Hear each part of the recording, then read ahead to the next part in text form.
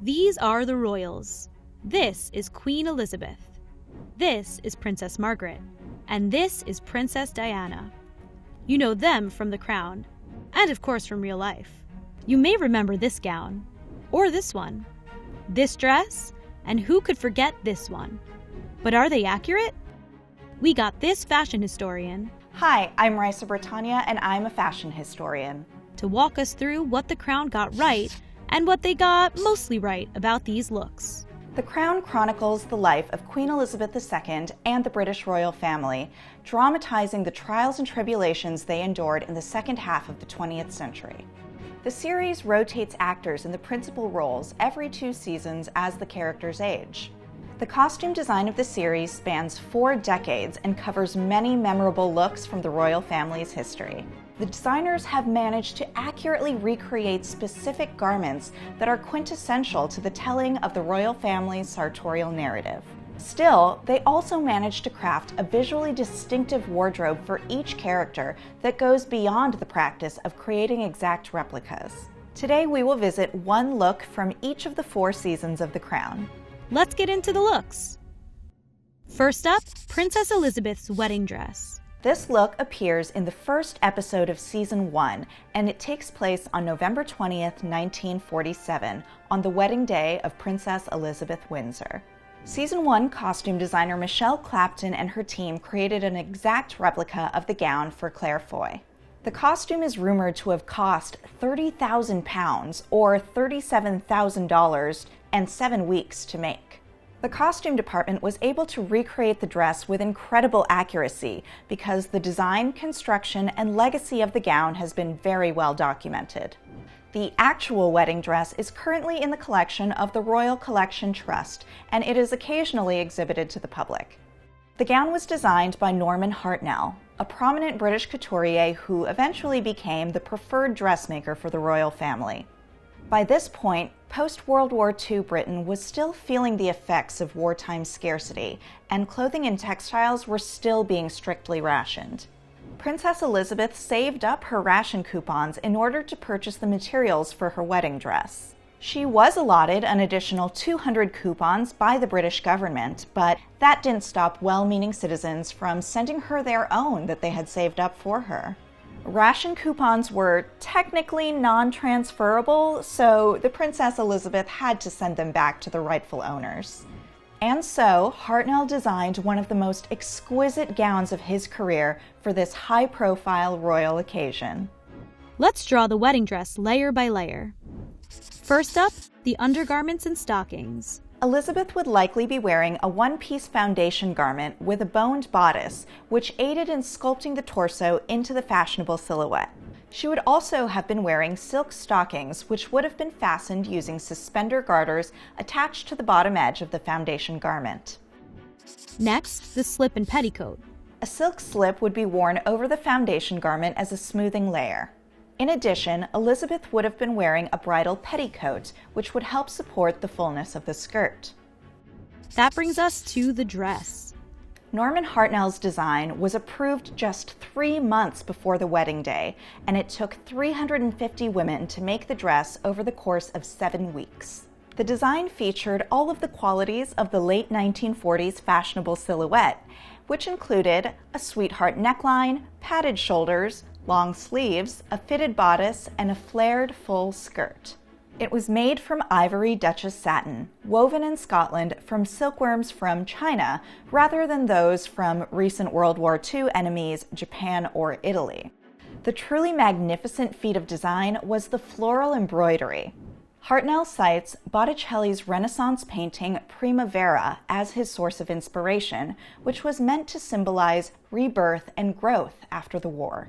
These embroidered flowers were embellished with over 10,000 seed pearls imported from America, in addition to crystals and sequins. And then the train. A court train was an essential part of dress for formal court occasions, and the future queen was following in a tradition that had been upheld by European royalty for centuries. The 15-foot train was attached at the shoulders, and it trailed behind the princess as she walked down the aisle at Westminster Abbey. It was made of ivory silk net with embroidered floral motifs that echoed the decoration of the gown. These were also embellished with additional seed pearls. Next up, the tiara and veil. For Princess Elizabeth, her tiara was her something borrowed. On her wedding day, she wore a fringed tiara lent to her by her grandmother, Queen Mary of Teck. The tiara was made from a diamond necklace that was originally given to Queen Mary by Queen Victoria as a gift on her wedding day in 1893. The Queen Mother, that is, Elizabeth's mother, has also been photographed wearing the fringed tiara on several occasions. And Queen Elizabeth's own daughter, Princess Anne, wore it for her wedding in 1973. Legend has it that Princess Elizabeth accidentally broke the tiara on the morning of her wedding, and a royal jeweler was brought in straight away to make the repair. If you look closely at photos from the ceremony, you can actually see that the tiara is a bit asymmetrical, and there's a small gap where the break happened. Her tiara held in place her silk tulle veil. Finally, her accessories. Elizabeth carried a bouquet that featured 3 types of British-grown white orchids.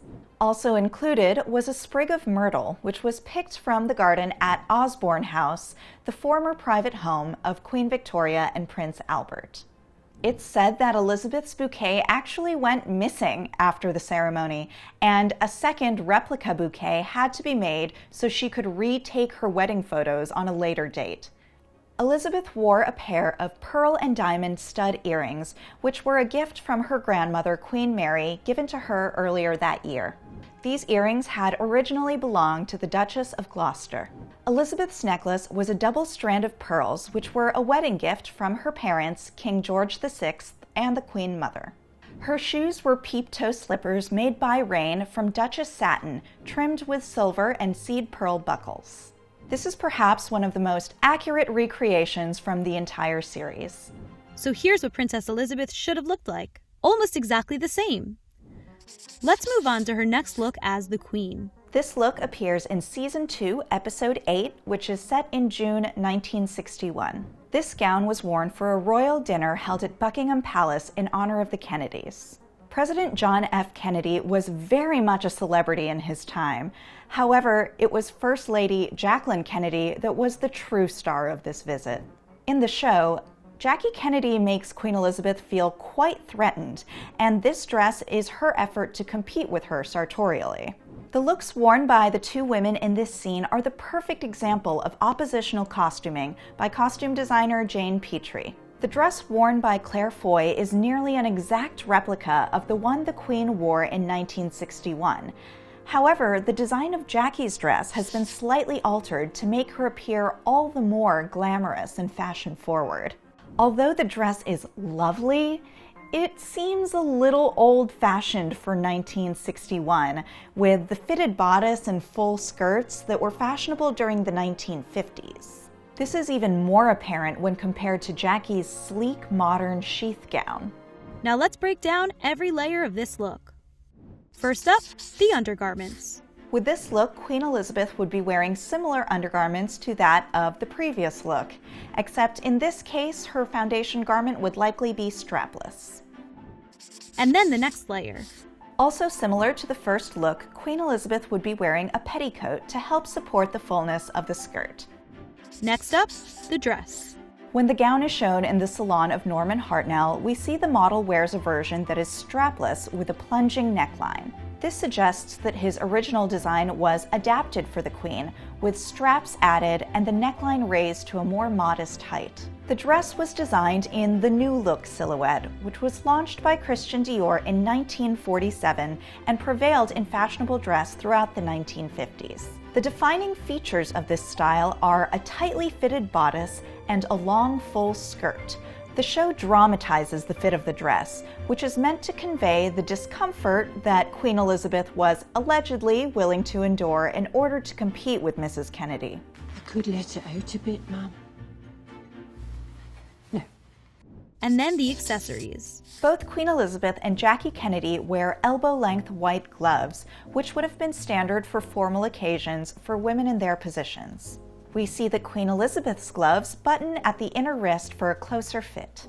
We never see Elizabeth's shoes due to the length of her dress, but we can surmise that she wears a pair of elegant pumps, likely in a shade of blue to coordinate with her dress. Queen Elizabeth carries a small beaded evening purse with a short chain that allows her to carry it on her arm to keep her hands free for greeting guests. Her Majesty famously carries a handbag at all times, and it's said that she doesn't feel fully dressed without one. She reportedly even uses her handbag to signal to her staff while she's at social events.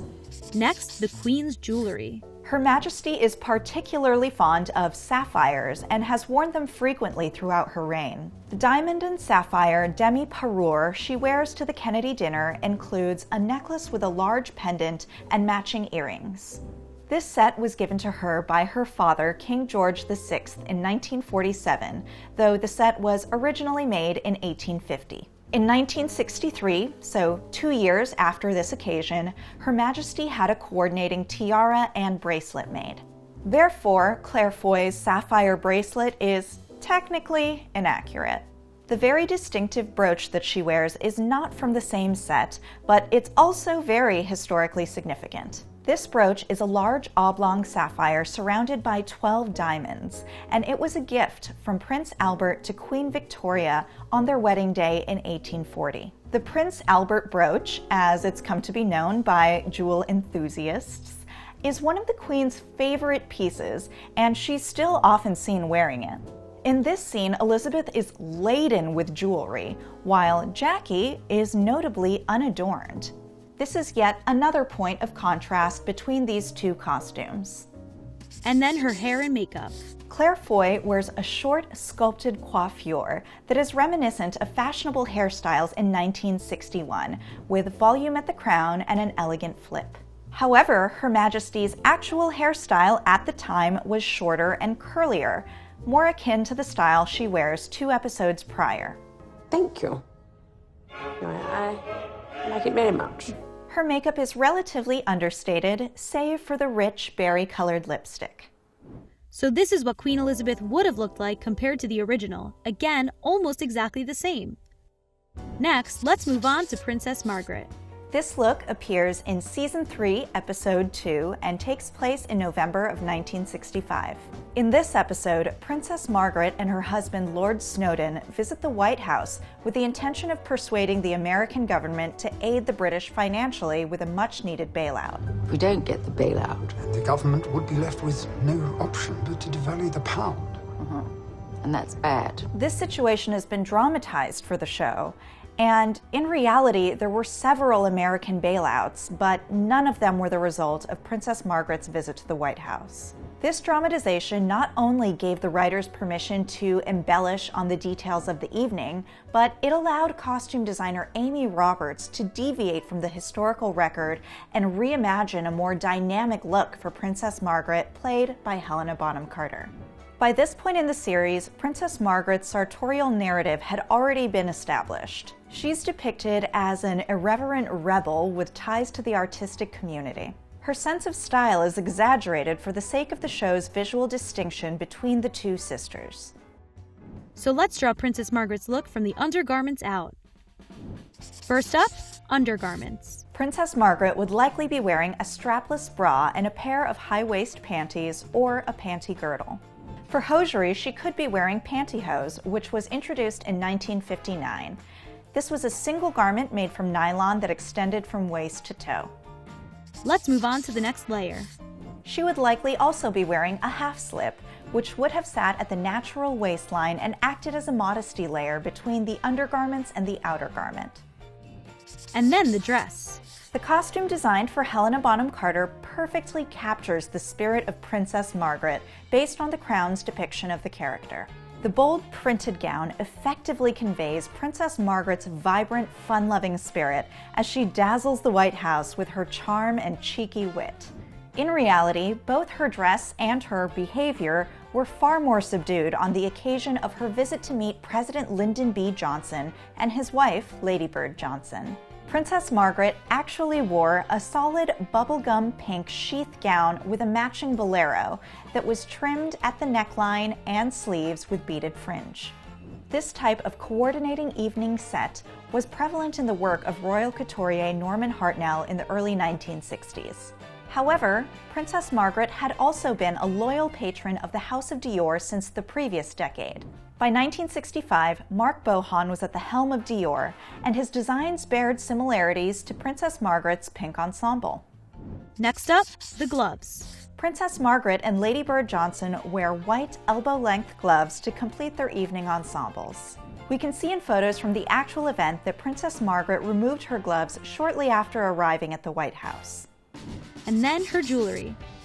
Helena Bonham Carter wears a silver necklace with pearls and matching earrings, which coordinate with her red and cream printed gown. The real Princess Margaret actually wore a diamond choker necklace with a matching diamond bracelet and diamond drop earrings.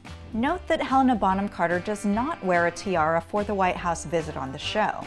That is because there are strict rules that govern the wearing of tiaras, one of which limits them to the most formal events and official state occasions. Finally, her hair and makeup.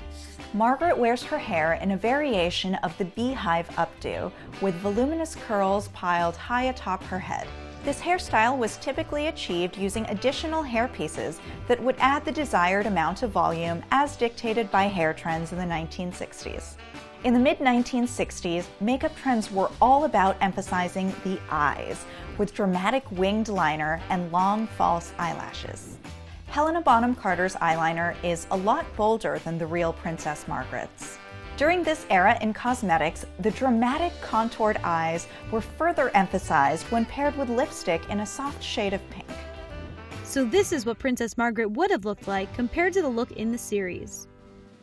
Finally, let's take a look at Princess Diana's wedding dress. This look appears in Season 4 for the royal wedding between Charles, the Prince of Wales, and Lady Diana Spencer. The ceremony took place on July 29, 1981 at Westminster Abbey. This is one of the most memorable wedding gowns of all time, and it continued to inspire bridal trends throughout the 1980s and beyond. The original dress was designed by British husband and wife duo David and Elizabeth Emanuel. In the months leading up to the royal wedding in 1981, the design of Diana's gown was a closely guarded royal secret, and the Emanuels even had a backup dress just in case the original design was leaked to the press. Within hours of the televised wedding ceremony, copies of the dress were reportedly already being sold at bridal boutiques across England.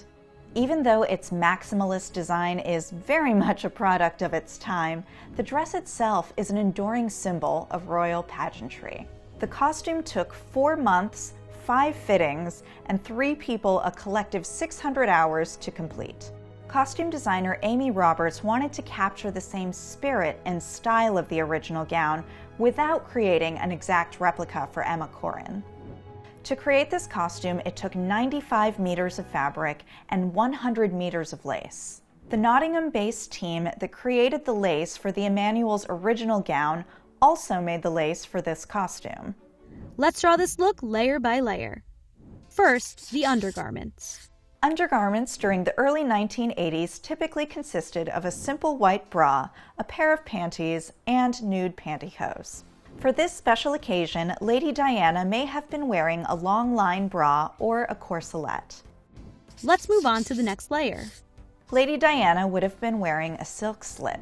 And to support the voluminous skirt of the ball gown, Lady Diana would have been wearing several long bridal petticoats, which would have been fastened snugly around her waist. A tiny 18-karat gold horseshoe was sewn into one of the petticoats as a good luck charm.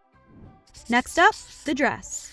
The dress was made from ivory silk taffeta, and the boned bodice was decorated with a panel of antique Carrick-Macross lace that was once owned by Queen Mary. Additional embellishments included thousands of hand-embroidered sequins and pearls, some of which were arranged in heart-shaped motifs. The overall silhouette was exceedingly romantic in style, with a very full skirt and voluminous 3/4 sleeves trimmed with large bows and a lace flounce.